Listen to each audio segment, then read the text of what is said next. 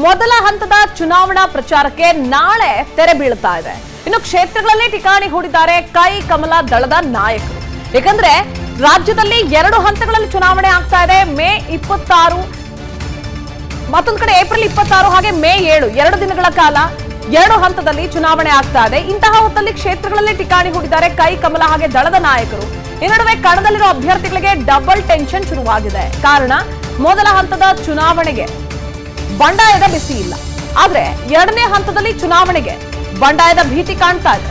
ಕಣದಿಂದ ಹಿಂದೆ ಸರಿಯಲ್ಲ ಅಂತ ಮಾಜಿ ಸಚಿವ ಬಿಜೆಪಿಯ ನಾಯಕ ಅಂತ ಅನ್ನಿಸ್ಕೊಂಡಿದ್ದಂತಹ ಕೆಎಸ್ ಈಶ್ವರಪ್ಪ ತಲೆನೋವಾಗಿ ಪರಿಣಮಿಸಿದ್ದಾರೆ ಬಿಜೆಪಿ ನಾಯಕರಿಗೆ.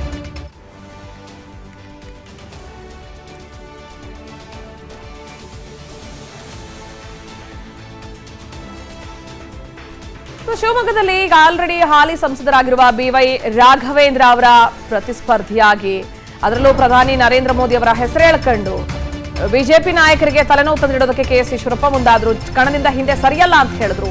ಬಿಜೆಪಿ ನಾಯಕರಿಗೆ ಸೋಮಶೇಖರ್ ಹೆಬ್ಬಾರ್ ಭಯ ಇದೆ. ಸ್ವಪಕ್ಷದ ಅಭ್ಯರ್ಥಿ ವಿರುದ್ಧವೇ ಕ್ಷೇತ್ರದಲ್ಲಿ ಎಸ್ಟಿಎಸ್ ಪ್ರಚಾರ ಮಾಡ್ತಿದ್ದಾರೆ. ಕೈ ಅಭ್ಯರ್ಥಿ ಪರ ಎಸ್ಟಿ ಸೋಮಶೇಖರ್ ಬಹಿರಂಗವಾಗಿ ಮತಬೇಟೆ ನಡೆಸುತ್ತಿದ್ದಾರೆ. ಇನ್ನು ಶೋಭಾ ಕರಂದ್ಲಾಜೆ ವಿರುದ್ಧ ವಾಗ್ದಾಳಿ ನಡೆಸುತ್ತಿದ್ದಾರೆ. ಇದರ ನಡುವೆ ಎಸ್ಟಿ ಸೋಮಶೇಖರ್ ಹಾಗೆ ಹೆಬ್ಬಾರ್ ಇಬ್ಬರ ಮೇಲೂ ಕ್ರಮ ಕೈಗೊಳ್ಳಲಿಲ್ಲ ಬಿಜೆಪಿ ನಾಯಕರು. ಉಚ್ಚಾಟನೆ ಮಾಡಿದ್ರೆ ಕೈ ಪಕ್ಷಕ್ಕೆ ಹಾರೋದಕ್ಕೆ ಸಿದ್ಧರಾಗಿದ್ದಾರೆ ಅವರು. ಆದ್ರೆ ಅವರ ಶಾಸಕ ಸ್ಥಾನ ಹೋಗಲ್ಲ. ಒಂದು ವೇಳೆ ಅವರೇ ಪಕ್ಷದಿಂದ ಹೊರಗೆ ಹೋಗಬೇಕು ಅಂದ್ರೆ ಶಾಸಕ ಸ್ಥಾನಕ್ಕೆ ರಾಜೀನಾಮೆ ಕೊಡಬೇಕು. ಅದೇ ಕಾರಣಕ್ಕೆ ಹೆಬ್ಬಾರ್ ಆಗಿರಬಹುದು, ಎಸ್ಟಿ ಸೋಮಶೇಖರ್ ಆಗಿರಬಹುದು ಪಕ್ಷದಿಂದ ಕಾಲ್ ತೆಗೆಯುವಂತಹ ಕೆಲಸಕ್ಕೆ ಮುಂದಾಗ್ತಿಲ್ಲ. ಪಕ್ಷದವರೇ ಉಚ್ಚಾಟಿಸ್ಲಿ, ಅವಾಗ ಪಕ್ಷದಿಂದ ನಾವು ಹೊರಗೆ ಹೋಗಿ ಕಾಂಗ್ರೆಸ್ ಅನ್ನ ಸೇರ್ಪಡೆ ಆಗ್ತೀವಿ, ಅಧಿಕಾರ ಹೋಗಲ್ಲ ನಮ್ಗೆ, ನಾವು ಶಾಸಕರಾಗೆ ಉಳಿತೀವಿ ಅನ್ನೋದು ಲೆಕ್ಕಾಚಾರ ಅವರದ್ದು.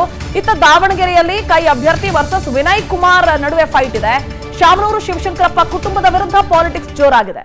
ಸಿಎಂ ಮನವೊಲಿಸಿದ್ರು ಕೂಡ ಪಕ್ಷೇತರ ಅಭ್ಯರ್ಥಿಯಾಗಿ ಕಣಕ್ಕಿಳಿದಿದ್ದಾರೆ ಜಿಬಿ ವಿನಯ್ ಕುಮಾರ್. ಯುವ ನಾಯಕ, ಬಹಳಷ್ಟು ನಿರೀಕ್ಷೆಯನ್ನು ಇಟ್ಕೊಂಡಿದ್ರು ಟಿಕೆಟ್ ಸಿಕ್ಕೇ ಸಿಗುತ್ತೆ ಅಂತ.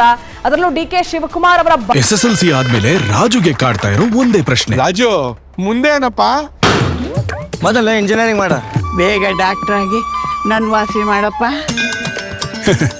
ಲೈಫ್ ನ ಇಂಪಾರ್ಟೆಂಟ್ ಡಿಸಿಷನ್ಸ್ ನ ರಾಜು ತರ ತಗೊಳ್ಬೇಡಿ.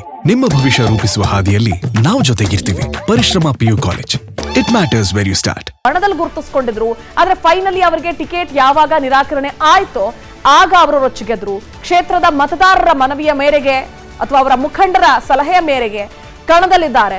ಎಸ್ಟಿ ಸೋಮಶೇಖರ್ ಈಗ ಆಲ್ರೆಡಿ ಬಿಜೆಪಿಯಲ್ಲಿದ್ದಾರೆ. ಆದರೆ ಕಾಲನ್ನ ಹೊರಗಿಟ್ಟು ಎಷ್ಟೋ ದಿನಗಳಾಗಿದೆ ಅನ್ನೋದು ನಮಗೆ ಬಹಳ ಸ್ಪಷ್ಟವಾಗಿದೆ. ಶೋಭಾ ಕರಂದ್ಲಾಜೆ ಅವರಿಗೆ ಒಳಹೇಟಲ್ಲ, ಬಹಿರಂಗವಾಗಿ ಏಟ್ ಕೊಡ್ತಾ ಇದ್ದಾರೆ ಅವರು. ಅವರ ಅಭ್ಯರ್ಥಿಯನ್ನ ಬಿಟ್ಟು ಕೈ ಅಭ್ಯರ್ಥಿಯ ಪರವಾಗಿ ಬಹಿರಂಗವಾಗಿ ಪ್ರಚಾರ ನಡೆಸುತ್ತಿದ್ದಾರೆ. ಹೆಬ್ಬಾರ್ ಅವರು ಕೂಡ ಅಷ್ಟೇ ಯಾವುದೇ ರೀತಿಯಾದಂತಹ ಆಕ್ಟಿವಿಟೀಸ್ಗಳಲ್ಲಿ ಚುನಾವಣಾ ಪ್ರಚಾರದಲ್ಲಿ ಬಿಜೆಪಿ ಪರವಾಗಿ ಅವರೆಲ್ಲೂ ಕಾಣಿಸ್ಕೊಳ್ತಿಲ್ಲ.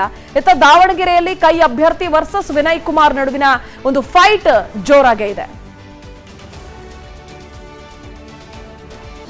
ಅನುಕ್ಷಣದ ಸುದ್ದಿಗಳಿಗಾಗಿ ವಿಸ್ತಾರ ನ್ಯೂಸ್ ಯೂಟ್ಯೂಬ್ ಚಾನೆಲ್ ಸಬ್ಸ್ಕ್ರೈಬ್ ಮಾಡಿ.